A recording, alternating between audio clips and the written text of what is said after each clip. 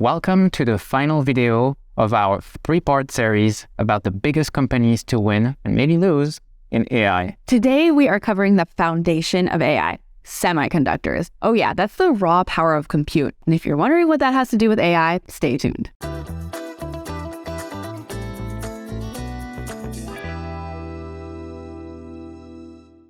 So which semiconductor companies are going to ride this AI wave and win out? First off, let's understand why chip manufacturers are key to AI. If you remember from part 1, we showed the AI tech stack. Compute hardware was the very bottom of the stack. Compute processing units, CPUs, graphics processing units, GPUs, and Google's tensor processing units, TPUs, are what provide, processing power to train ML models and run inferencing against data to come up with predictions. This is key for any kind of ML or AI. You need raw compute power to train anything from a natural language model like Google Assistant, Siri, or Alexa, all the way to ChatGPT, which uses compute to run predictions against their model every time you input a text prompt.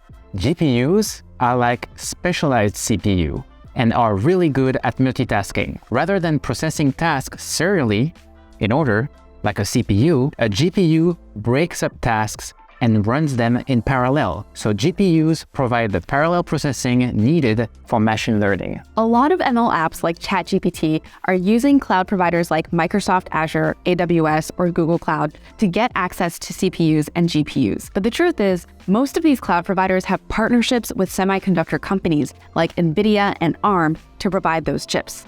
So let's start with the most popular one. Behind the scenes, running the vast majority of AI workloads is maybe the biggest winner in AI so far, NVIDIA. Their business model is all about compute hardware. Number one, the company reported $3.8 billion of data center GPU revenue in Q3 FY23, including a good amount of generative AI use cases. Number two, they've built strong moats around this business via decades of investment in the GPU architecture, with a ton of usage in the academic community. One recent analysis found that NVIDIA GPUs are cited in research papers 90 times more than the top AI chip startups combined. Number three, we have Meta, who's using over 6,000 NVIDIA GPUs to build an AI supercomputer. And the major cloud providers have tight partnerships with NVIDIA to offer GPUs on their clouds. Number four, NVIDIA's new chips are so powerful that the US government recently restricted their sales to China and Russia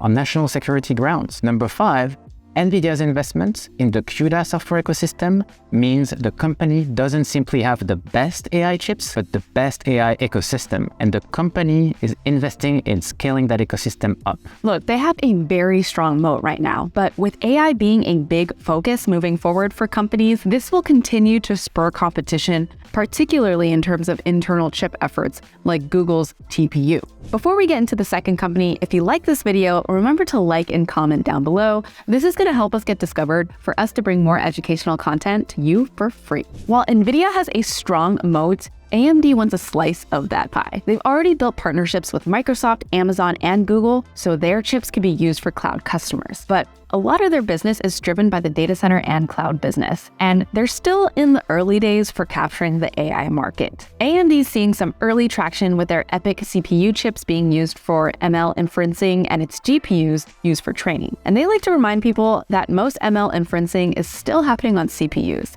As for GPUs, AMD has made some headway in the AI training space with its latest Instinct GPUs, the MI200 series. Now AMD is launching the MI300 accelerators for large AI model apps in cloud data centers directly to compete with NVIDIA's grip there. AMD also did a $49 billion acquisition of Xilinx, which is opening up the door for them to cover a range of AI opportunities to harden its software offerings. Through this acquisition, they created the Ryzen AI engine using GPU accelerators that AMD acquired to compete with the Apple M2 chips in laptops. AMD is doing really well in gaining market share, but in relatively mature markets, like the data center. If AMD wants broader adoption of its chips for AI, they'll need to make sure that developers can easily program their apps on AMD chips. AMD is planning to consolidate software stacks for CPUs, GPUs, and adaptive chips into one interface, and they are very ambitious for AI compute. But it'll no doubt need more heavy lifting, doing right by developers, and stronger partnerships with cloud providers. The biggest winner in the AI race might not only be NVIDIA, but also Taiwan Semiconductor, or TSMC for short. Why?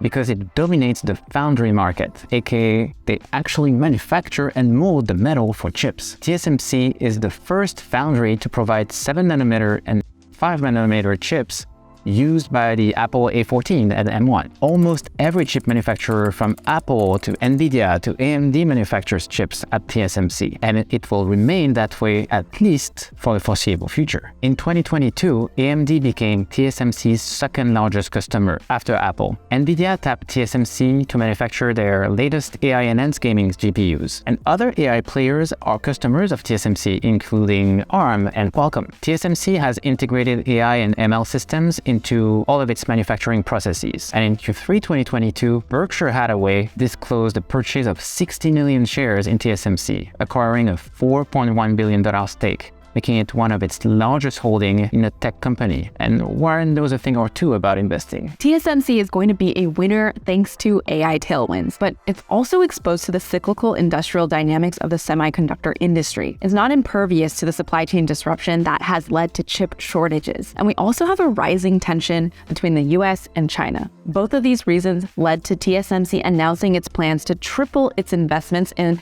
the Arizona plants in December 2022. And as a result, TSMC's financials can look like a roller coaster and subject to volatility. All right, that wraps up part 3 of our 3-part series around big tech and the AI arms race. We hope you enjoyed our eval of where the biggest players stand and what risks are coming their way. I mean, I think it's safe to say no one is giving up without a fight. Comment below with your thoughts and predictions, and subscribe for more videos about tech, finance, and investing from us.